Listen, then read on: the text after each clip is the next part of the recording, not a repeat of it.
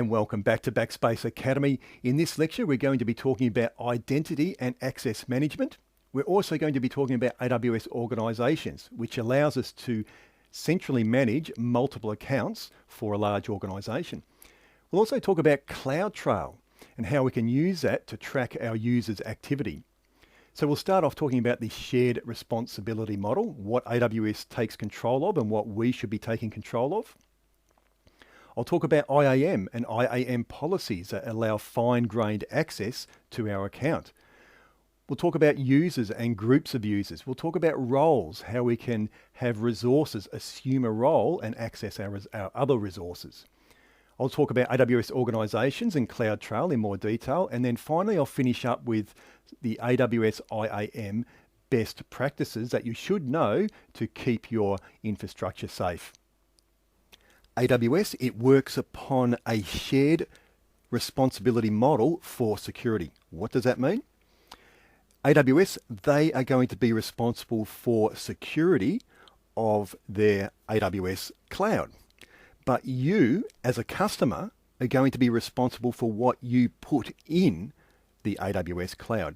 For example, AWS is going to be responsible for all of that low-level architecture. They're going to be responsible for those regions, availability zones, edge locations, and those services that they're going to run on that. But from your perspective, you have a responsibility to make sure that what you put in that AWS cloud is secure. For example, if you have an EC2 instance and you have sensitive data that is being controlled by that EC2 instance, you're going to have to make sure that you look after client-side encryption of that data.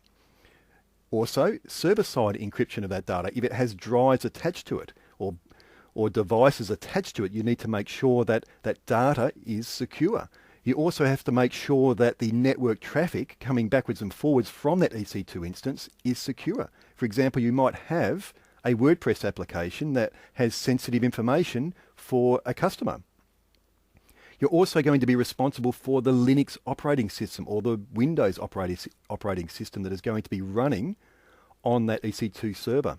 You're going to be responsible for not only the Linux firewall configuration, but also on the AWS side with the security groups. You're going to be responsible for that WordPress application that you're running. You're going to have to make sure that the administrator access to that application has good password protection. And also you need to make sure that the users that are accessing your AWS account will have good identity and access management on there, and they have least privileges granted to them. And finally, you've got that customer data. You need to make a decision as to what you are going to store as far as sensitive customer data goes. Now, this shared responsibility model, it varies according to what service you're using. For example, if you're using an abstract service like Amazon S3. So AWS are going to be taking more control over that service. It's not going to be like an EC2 server, which would be called a infrastructure service, where AWS are going to be looking after the low-level stuff. With Amazon S3, they're going to be looking after a lot more because it's a more abstract service. And in the middle there, we've got container services. A good example of that is the RDS, Relational Database Service. So that fits somewhere in the middle there. So AWS is going to have more responsibility than an EC2 server, but less than Amazon S3. So let's have a look at the infrastructure services. So that is the lowest level of service with AWS, and that includes the Amazon EC2 related services such as Elastic Block Storage, auto scaling, Amazon Virtual Private Cloud. So you control the operating system. You've got a Linux server there. You look after that Linux operating system. You make sure that it's up to date. You make sure that it is secure. You're also looking after the identity and access management of your customers that are accessing that EC2 server. Then we get into container services, which are a little bit more abstract than the infrastructure services. That will include Amazon Relational Database, Amazon Elastic MapReduce, and AWS Elastic Beanstalk. because AWS are taking a little bit more control over what they're looking after. So they're going to be looking after the actual platform that's running on there. They're going to be looking after the operating system, so that Linux operating system. You're not going to be looking after that with Amazon RDS. You're not going to be looking after patching that MySQL database application that's running on Amazon RDS. AWS will be looking after that for you. So you're responsible for the network controls. You're responsible for your firewall configuration, your security groups, and platform level security. For example, if you've got a MySQL database, you need to make sure that your administration for that database is actually secure. And finally, we've got the abstract services. So they're high-level database storage and messaging services, and they include Amazon S3, Amazon Glacier archiving, DynamoDB, AWS Lambda, Amazon Simple Queue Service, and Amazon Simple Email Service. Now, AWS is then going to be taking a lot more control, so they're going to be taking all of this as well. So what that means is that they're going to be managing the underlying service components or the operating system on which they reside. So they're going to be taking a lot more control. So with Amazon S3, they're going to be taking a lot more control around server-side encryption. You just set that up through the console, but AWS manages that for you. Network traffic protection to Amazon S3. AWS will be managing that. And AWS will also be managing a lot of the IA identity and access management with Amazon S3. So why do we need identity and access management? Well, we've got an account, and we may have that, or there could be an account for an enterprise that may have thousands of employees. How do we manage all of those individual employees? How do we make sure that they've got the correct access levels for our account? How do we manage people that are outside of our enterprise? How do we manage users of our application that might be hundreds of thousands of users that are accessing a web application, for example? So identity and access management allows us to control all of that. It's a web service. You run it through the console, and it allows you to securely control individual and groups of individuals' access to your AWS resources. You do that by creating and managing user identities, which are called IAM users, and then you grant those users permissions. The features of IAM, it provides shared access to your account. So if you have thousands of employees in your organization, you can give them shared access and individual access to your account. It has granular permission, so very fine-grained control around what people can do and cannot do, and under what conditions they can actually access your account. It provides secure access for Amazon EC2 applications, or applications that are running on Amazon EC2, to access resources. So if you have a web application that might need to access an Amazon S3 bucket, for example, you can set up a role that can allow that to happen. Otherwise, that Amazon EC2 instance won't be able to access that resource. We can set up identity federation, and that grants permission for users outside of AWS, outside of our account, and even outside of AWS completely. It's PCI and DSS compliant, and it provides access log auditing using the AWS CloudTrail service. And we'll talk a little bit more about that later. It is eventually consistent. So it's a global service across all of AWS's regions. And so when you make a change to IAM, it takes a while for that to propagate across all of those regions. So it's eventually consistent. It is something to consider if you're a developer. So don't expect things to happen within microseconds. They'll take a little bit of time before it propagates across. It won't be a very long amount of time, just a few seconds or so, but it is eventually consistent. It's free to use, so by all means, take advantage of it to its fullest extent. It won't cost you a thing.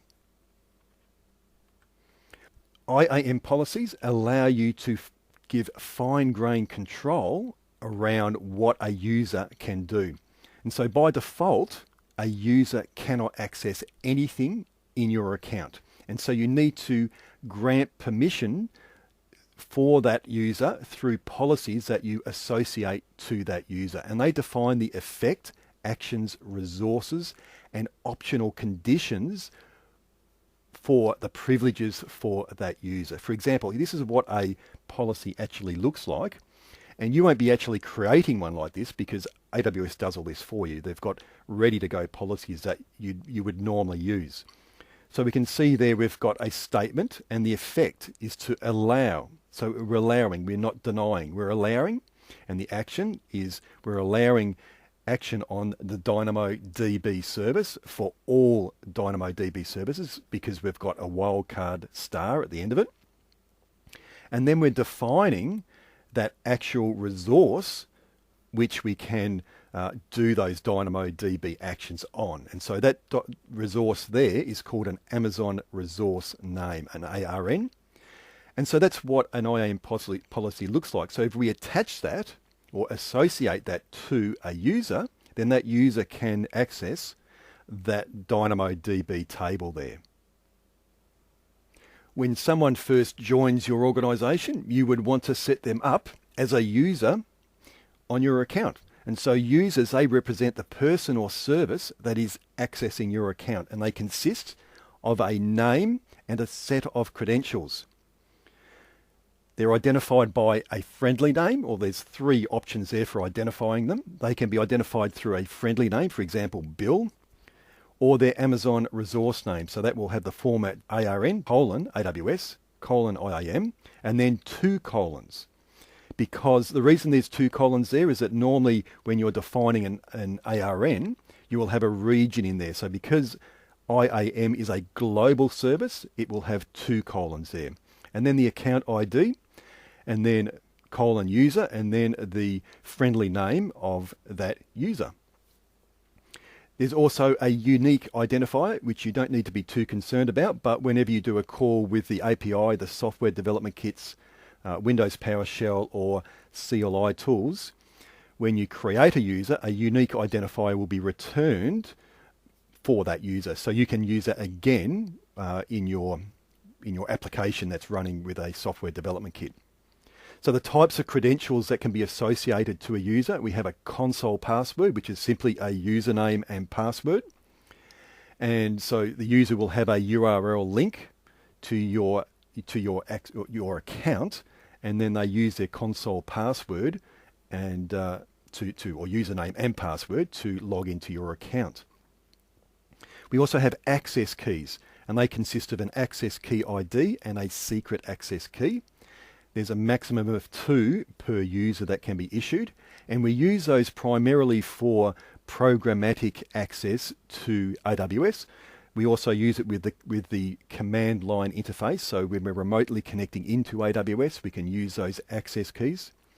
Now, we have a root user, and that is when we first create an account, and we can log in as the root user before we create any IAM users. Never use the root user to access AWS resources unless it is absolutely essential. You should always create an IAM user with the correct permissions that you require, and always enable multi-factor authentication of the root user. And we'll talk more about that later on.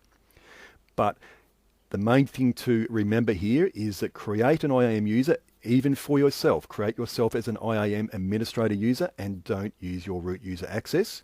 And make sure those credentials for root user access are stored away somewhere, because someone can get in and do something malicious. So they could change your credit card details. They could do anything with your account. We have user password and password policies that we can attach to a user. So when a user first signs up, do we want to give them a password that they use, or do we want them to generate their own password?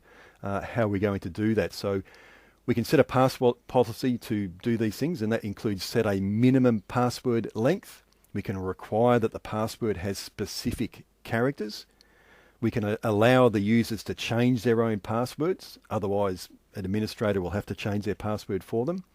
We can make passwords expire after a certain amount of time. So after, say, 3 months, they have to create a new password.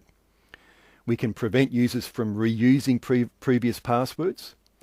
And we can also force users to contact an account administrator if the password has expired.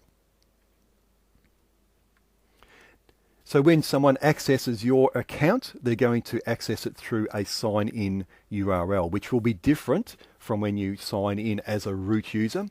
When you're signing in as an IAM user, you will have this URL link to your account. So that's quite a long thing and can be difficult to remember because your AWS account ID is not going to be easy to remember. So if you want something that's easier to remember, you can create an account alias. So you could have your company name as your alias, and that would be your alias.signin.aws.amazon.com/console, and that would be your sign-in link to your account. And that's going to be easier for someone to remember. We can also group users, and IAM groups, they're a collection of IAM users.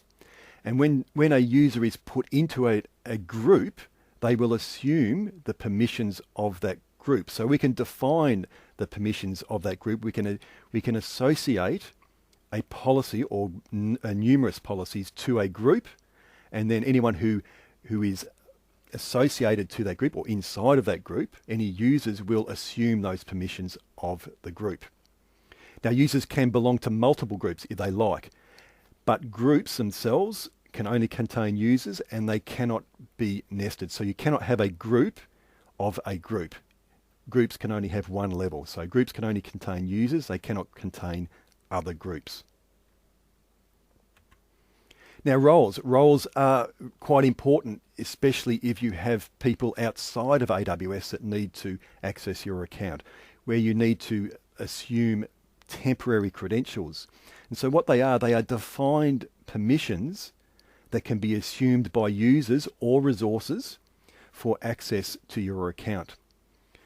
They can be used by EC2 instances to access your resources. For example, if you've got an EC2 instance that is running WordPress or whatever, an application that may need to have access to Amazon S3, you can create a role specifically for that EC2 instance to access those resources. It can also grant access to resources to users in another AWS account, so not even in your AWS account. And so you can do that, you can set that up. And also, very important is identity federation, where users can, or people outside of AWS completely, not even in the same accounts, people that have nothing to do with AWS, can temporarily assume a role and they can be given least privilege access to resources through this identity federation. I'll give you an example. You might have a website, a very popular website that has hundreds of thousands of users. You're not going to be able to create IAM users for hundreds of thousands of users. So what you can do is that you can authenticate those people using an external service. For example, you could use Facebook to identify them, and then they can have access after they've logged in with Facebook. They can have access to your application after that. So the ways of or the types of identity federation that we can use AWS Cognito pools, and so that is a preferred way where someone signs up to an AWS Cognito pool with a username and password, and that will be controlled by AWS, and they can sign into your application after that. We can also sign in using an OAuth provider such as Facebook, Google, Amazon, or we can use an enterprise service for single sign-on using LDAP or Active Directory. So if you've got an enterprise that has Microsoft Active Directory running, you can set that up so that it can also use identity federation from that to access AWS resources. Just imagine you have a very large organization, for example, Ford Motor Company, who has manufacturing operations all around the world. They have marketing operations. and they're a very large organization, and they have multiple AWS accounts for all of those different divisions and geographic areas, for example.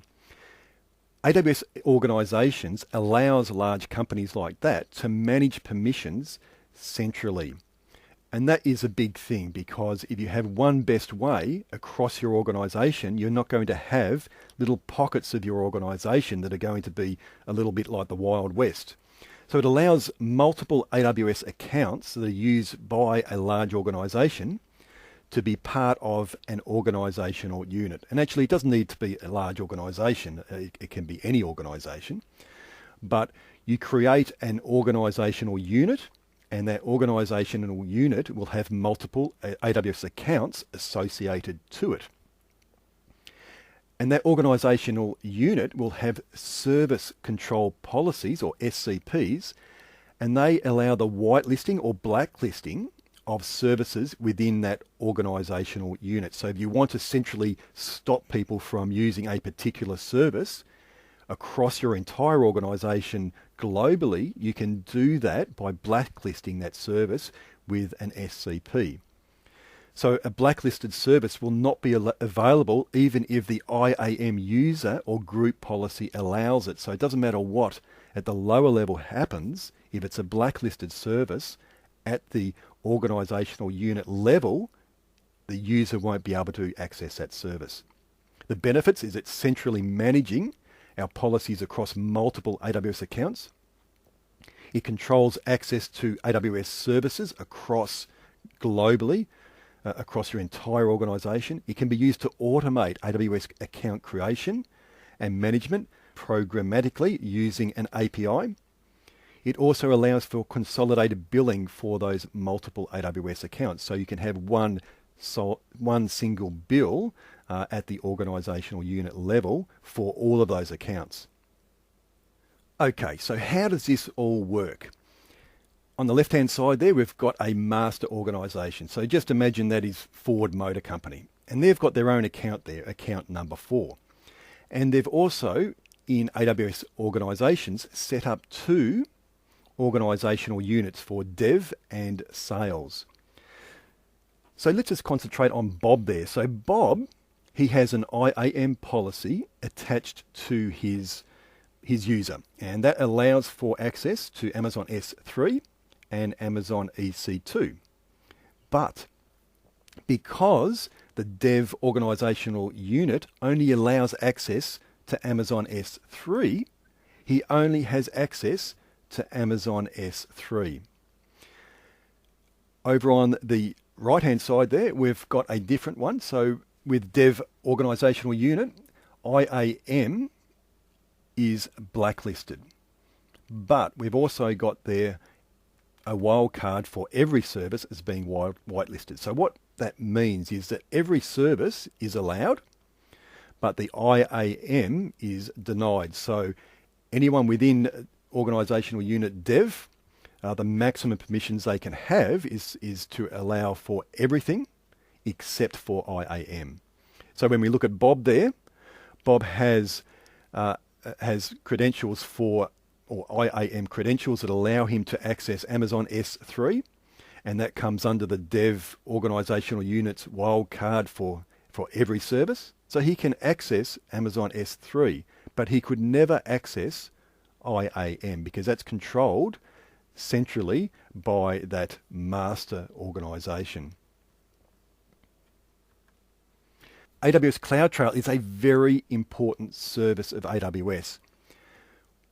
Just looking at the right-hand side there, when we use the AWS Management Console and we access a service, in the back end there is an API call that's made from our desktop computer or our laptop or whatever. An API call is made to AWS to access that service. And that's the same with the software development kit. For example, if you've got a JavaScript application and you're running that, it will be doing API calls in the background to AWS. The same for the AWS command line interface.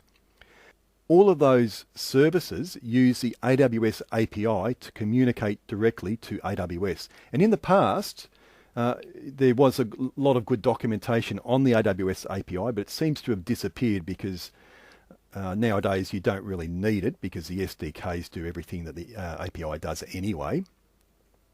Because those API calls are being made, the CloudTrail service, when it's set up, can log all of those API calls to AWS services. And so those logs will be stored in an S3 bucket, and they can be analyzed later on. So if you've got an Elastic MapReduce job or a Amazon Athena analysis, you can analyze that bucket and have a look at those log calls to AWS services. And if you find that there's something peculiar going on, then you can take action. And you can also set up an SNS topic that can alert you to problems if they occur. And so that's a very important thing. So and this is really important to understand, that you can have all the firewalls, you can have all this network access control list and all this sort of stuff. But what happens when you have an attack from within your organization? What happens when it's no longer outside of your organization? You have an attack from within. And this is where CloudTrail is extremely important, because it alerts you to those issues that are occurring, within your account as well as outside of your account. Now, there are a number of IAM best practices that AWS recommend, and there's quite a few of them. You need to understand them for the exam. So make sure that you understand what they are and why they are a best practice. So we've already talked about root user access. Lock away those credentials and don't use them. The only time you would really need to use them would be if you're changing your credit card details. Other than that, you don't need to use it. Use an individual IAM user instead. Use groups to manage permissions of people. So assign people to groups and let them assume those positions. We've got AWS defined policies. Take advantage of those. So it's no point trying to create your own policy when there's one that's really good that works, that AWS have already created for you, and use those wherever possible. Now there's a term here that gets used a lot in AWS, and that is grant least privilege. So what that means is only give people access to what they need to access, and only give them access to that under the conditions that they will need to access. Don't give them anything more than that.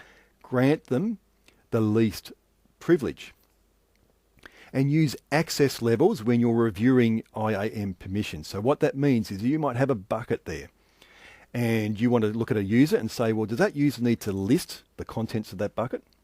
Do they need to also read the contents of that bucket? Do they need to write to that bucket?